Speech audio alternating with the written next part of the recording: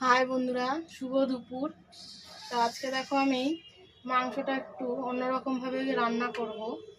তো দেখো রান্নাটা আমি কিভাবে করছি। মাংসটা আমি ভালো করে ধুয়ে নিয়েছি, ধুয়ে ভালো করে জল ঝরিয়ে নিয়েছি। তো মাংসতে আমি যেহেতু আলু দেবো, তা আমি আলুগুলোই আগে মাংসের সঙ্গে দিয়ে দিলাম, ধুয়ে নিয়েছিলাম। দেবো পরিমাণ মতন লবণ। আমি কিন্তু এখনো গ্যাস জ্বালাইনি। স্বাদটা ব্যালেন্স করার জন্য একটু চিনি দেবো। দেবো পরিমাণ মতন হলুদ। পেঁয়াজ কেটে নিয়েছিলাম, পেঁয়াজগুলো সব দিয়ে দেবো।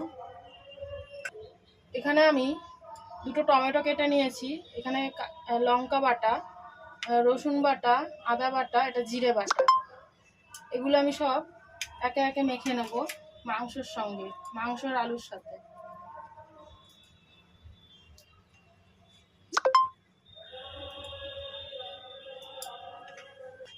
এখানে আমি দেবো পরিমাণ মতন সর্ষের তেল। এবার আমি মশলাটা, মাংস আর আলু সব একসঙ্গে ভালো করে মেখে নেব। যেই কড়াইতে আমি রান্না করছি সেই কড়াইতেই আমি এটা রেডি করে নিচ্ছি।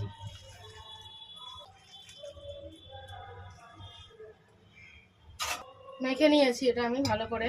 এবার আমি কিছুক্ষণের জন্য এটা রেস্টে রেখে দেবো। আমি আধ ঘন্টা রেস্টে রেখে ঘুরে আসলাম। এবার আমি গ্যাসটা জ্বালিয়ে দেব। গ্যাসটা জ্বালিয়ে দিলাম, ঢাকা দিয়ে দিলাম।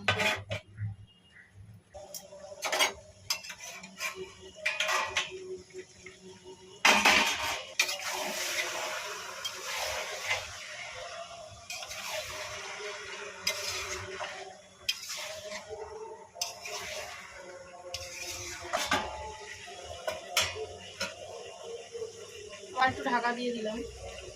মাংস মশলা দিয়ে ভালো করে ম্যারিনেট করে কিছুক্ষণের জন্য রেস্টে রেখে দিলে সেই মাংসের স্বাদটা একটু অন্যরকম হয়। 4টে কাঁচা লঙ্কা দিয়ে দিলাম।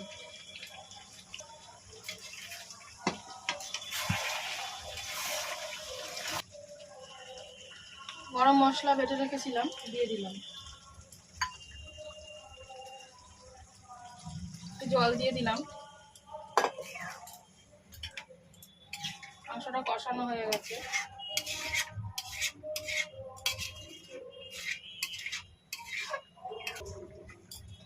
ঢাকা দিয়ে দিলাম, আঁচটাও সিমে